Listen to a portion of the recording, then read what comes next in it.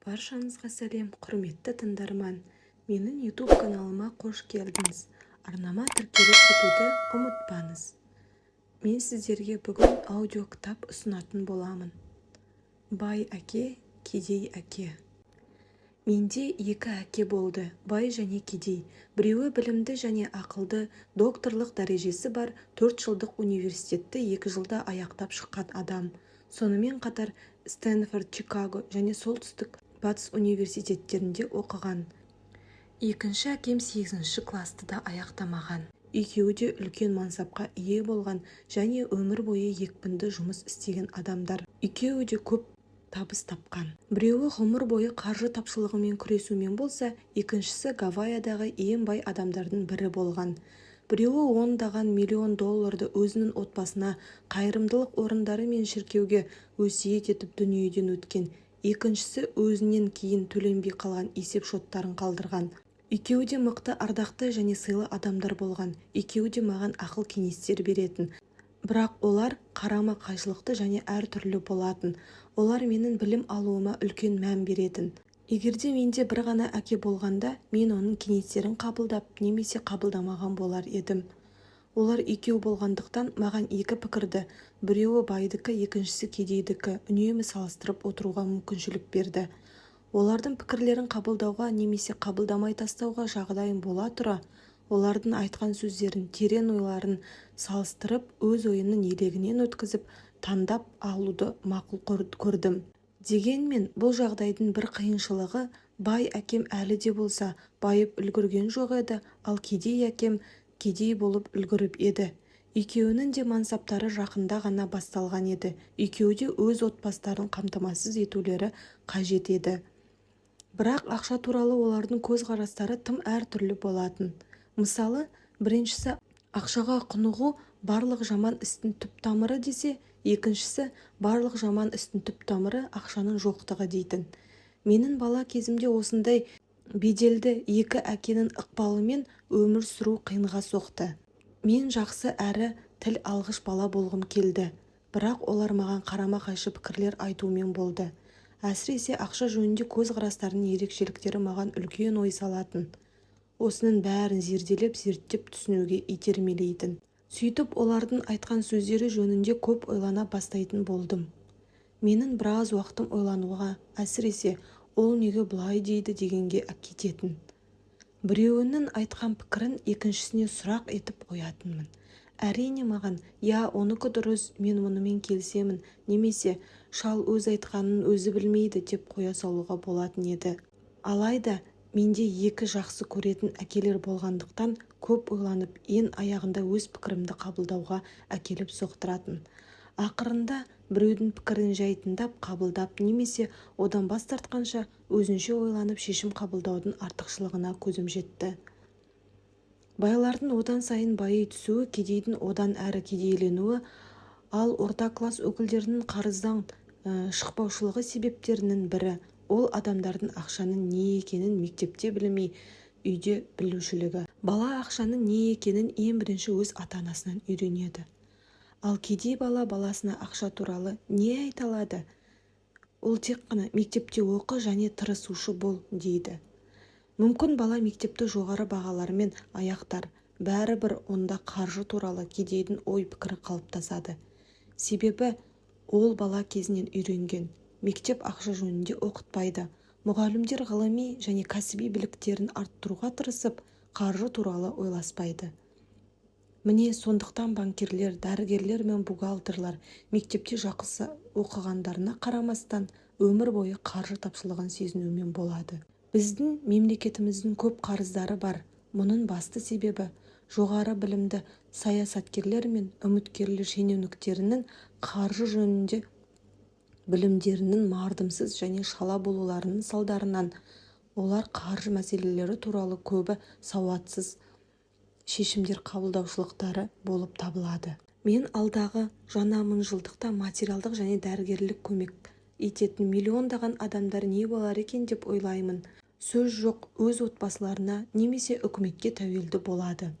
Ал дәрігерлік және зейнетақы қорларында ақша бітсе не болады? Халық сонда қалай күн көреді? Егерде балабақша дегеннің не екенін көпшілігі кедей, не болмаса түбінде сондай кедей болатын ата-аналарынан ғана үйренсе, мен де маған ықпал ететін екі әке болғандықтан мен ол екеуінен де үйрендім. Солардың берген кеңестерін, бөліскен ой-пікірлерін жиі ой елегінен өткізіп, ақырында ойдың адам өміріне қандай және қалай ықпал ететініне көзім жетті. Менің кедей әкем ондайды өзіме жасауға менде жағдай жоқ деп жиі айтса, екіншісі мұндай сөздерді айтуға тіптен тыйым салатын. Ол мұндай жағдайды көзіме қайткенде қалай жасай аламын деп ойлану керек екендігін нығыздап айтатын. Бірінші пікір тұжырым, ал екіншісі сұрақ. Біріншісі көнушілік, екіншісі ойлау. Тез байыған әкемнің түсіндіруі бойынша мұндайларды өзіме жасауға жағдайым жоқ деп айтқан сәттен бастап-ақ адамның миы автоматты түрде ағытылып, қайтып оған оралмайды дейтін. Оның бұлай түсіндіруі әрине барлық дүниенің тегіс сатып алушылық дегені емес еді. Ол әлемдегі ең мықты компьютер адамның ой өрісін жаттықтыруға болатындығына кемел сенуші еді. Мен өзіме мұндай жағдайды жасай алмаймын деушілік дәрменсіздік, ойдың жалғаулығы деп есептейтін. Менің екі әкелерімнің жұмысы көп істегендеріне қарамастан, байқағаным, біреуі ақша туралы сөз көтерілгенде миын жаттықтыра бастайтын, ал екіншісі оны ұйқылы селқос жағдайда ұстайтын. Сөйтіп, бәрін айта келгенде біреуі қаржы мәселелері бойынша ерен тапсырға қол жеткізсе, екіншісінің жағдайы керісінше болды. Яғни күнде тренажерлық залға барып, жаттығушы адам мен күні бойы диванда отырып, газет оқып, телевизор көрушілікпен айналысатын адамның арасында қандай айырмашылық болса, мұнда да нақ сондай айырмашылық бар еді. Күнделікті жаттығу адам денсаулығының мықты болуына көмектессе, ал ақыл-ойды, ой-өрісті жаттықтыру байлыққа жеткізеді. Жалқаулық адамды денсаулықтан да, байлықтан да ада қылады. Менің қос әкем әртүрлі көзқарастарды дәріптеп келеді. Кедейлерді, біреуі кедейлерге қамқорлық жасау ретінде байлар үлкен салық төлеуге тиіс десе, екіншісі салықтар жұмыс істеушілер үшін жаза, ал түк бітірмейтіндерге сый дейді. Бір әкенің кеңесі ұқыпты оқы, түбінде жақсы компанияда жұмыс істейсің десе, екіншісі ұқыпты оқы, сонда сен жақсы компанияның түбінде сатып аласың дегенді айтады. Біреуі мен бай емеспін, себебі менің балаларым сендер барсыңдар дейді. Екіншісі мен бай болуым қажет, себебі балаларым сендер барсыңдар дейтін. Біреуі ақша мен іс туралы ас үстінде айтуды қаласа, екіншісі ақшаны әңгіме қылуға тыйым салатын. Біреуі ақшамен байқап қимылда десе, екіншісі тәуекелділікті басқаруға үйрен дейді. Біреуі біздің үйіміз, біздің ең үлкен капитал жасауымыз деп есептесе, екіншісі егер үй капитал жұмсау болса, онда адамда айтарлықтай ақша проблемалары туындайды дейді. Екеуі де төлемдерді уақытында төлейтін, бірақ біреуі алдымен, екіншісі соңынан. Біреуі өзін қартайған шағында компания немесе мемлекет қамқорлыққа алады деп есептейтін. Ол әрқашан жалақының өсуіне, зейнетақы қорларына, дәрігерлік жеңілдіктерге, ауруға байланысты төлемдерге, демалысқа және тағы да сондай басқа үнемі көңіл бөліп отыратын. Оған екі ағайынның 20 жылдан астам армияда қызмет етіп, ғұмыр бойы тағайындалған жеңілдіктермен отставкаға шыққандары қатты әсер ететін. Армияның отставкадағы зейнеткерлеріне дәрігерлік жеңілдіктер берілуі және олар үшін арзан бағалы дүкендердің болуы оған өте ұнайтын. Өзінің университеттегі үлкен лауазымды жұмысын мақтан тұтатын. Кей уақытта оған намыстың өзінен гөрі өмірлік жұмысқа орналасу мен жеңілдіктер артық көрінетін. Мен мемлекетке аянбай бар күшіммен қызмет еттім. Мұндай жеңілдіктерді алуыма қақым бар деп жиі айтатын. Екіншісі толық қаржылық тәуелсіздікке сенетін, жеңілдіктер менталитетіне қарсы болатын.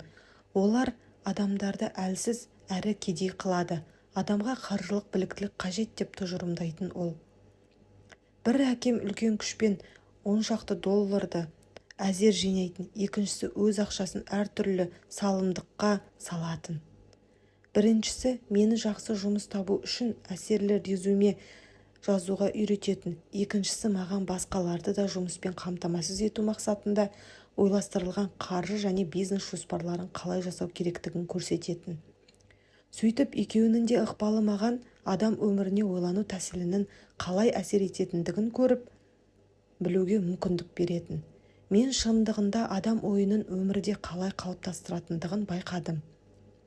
Мысалы, менің кедей әкем, мен еш уақытта бай болмаймын дейтін. Айту керек, оның бұл көрегендігі орындалды. Екіншісі керісінше өзін бай адаммын деп санайтын. Тіпті ол үлкен қаржылық сәтсіздіктің салдарынан түбегейлі банкротқа ұшыраса да өзін баймын деп атайтын. Бұлай деп түсіндіретін. Кедейлік пен банкроттықтың арасында үлкен айырмашылық бар. Екіншісі уақытша жағдай, ал біріншісі мәңгілік. Сонымен қатар менің кедей әкем мені ақша қызықтырмайды, немесе әңгіме ақшада емес дегендерді жиі айтатын. Ал бай әкем ақша ол билік деп кесіп айтатын. Расында адам ой қимылының қандай күш бар екенін кім есептеп көрген. Дегенмен ойланудың маңыздылығын мен бала кезімнен аңғарғанмын. Менің пайымдауымша кедей әкемнің кедейлігі ақшаны өз тапқандығынан емес, оның себебі ол солай ойлап солай қимыл жасайтын. Менде екі әке болғандықтан мен бала кезімнен екі ақыл кеңестің қайсысын өзіме таңдап алуды жан-жақта салыстырып ойластыратынмын. Қайсысын тыңдауым қажет, бай әкені ме, кедей әкені дейін бе? Екеуі де оқып білім алуға үлкен мән беретін. Бірақ нені оқу керек, оқудың қай түрі маңыздырақ, бұл туралы олардың пікірлері үйлеспейтін. Біреуі мен жақсы оқып жоғары білім алып, үлкен жалақы алу үшін жақсы жұмыс тауып алуымды қалайтын. Ол менің адвокат, бухгалтер немесе менеджер болғанымды жақсы көретін. Екіншісі қалай бай болуға, ақшаның қалай жұмыс істейтіндігін білуге, қайткенде оны өз пайдана жұмыс атқаруға мәжбүр етуді білуді, оқып үйренуге кеңес беретін. Мен ақша үшін жұмыс істемеймін, ақша мен үшін жұмыс істейді деп жиі қайталайтын. Ақырында мен 9 жасымда бай әкеден ақшаның не екенін білуге бел шештім. Кедей әкемнің ғылыми атақ дәрежелеріне қарамастан, оның ақыл кеңестерінен гөрі бай әкенің ой пікірлерін қалауды ұйғардым. Маған Роберт Фросттың берген сабағы. Роберт Фрост менің сүйікті ақыным. Маған оның көп өлеңдері ұнайтын. Ал мынау солардың ішіндегі «Басқа жол» атты өлеңі ең сүйіктісі. Бұл өлең күн сайын неменеге үйретеді. Мен соны пайдаланам. Бұл өлең туралы көп ойландым. Үлкен білімді әкемнің пікірін қабылдамау өте қиынға соқты. Дегенмен бұл шешім өз өмірімнің айқындаушы бағыты болды. Осыдан кейін менің қаржы туралы оқуым басталды. Бай әке мен 30 жасқа толғанға дейін 30 жыл бойы оқытты. Ол бұл оқуды менің көбіне көп басыма кіре бермейтін қағидаларды күнделікті нұқып түсіндірудің арқасында оны игеріп шыққаныма әбден көзі жеткеннен кейін ғана тоқтатты. Ақша биліктің түрі, алайда бұдан да күшті ол қаржылық білім. Ақша келеді және кетеді. Ақшаның қалай жұмыс атқаратынын білсеңіз, онда оларды басқара аласыз. Бұл байлыққа жетудің алғашқы жолы. Жалғыз оң көз қарас жеткіліксіз. Адамдардың көпшілігі мектептен ақша туралы ешқандай білім алып шықпай, ғұмыр бойы ақша үшін жұмыс істейді. Менің қаржы туралы оқуым басталғанда мен 10 жаста ғана едім. Сондықтан бай әкемнің сабақтары жай қарапайым ғана болатын. Негізінде менің 30 жыл оқығанымды 6 сабақ ретінде жазып шығуға болады. Бұл кітапта маған кезінде бай әкенің берген сабақтары қарапайым түрде баяндалған. Мұнда сұраққа жауап берушілік жоқ. Тек қана негізгі принциптер, жалпы нұсқаулар берілген. Олар әрине біздің мынандай мазасыз және құбылмалы өмірімізде қандай өзгерістер болса да, сіздің балаларыңызға бай болуына көмектеседі.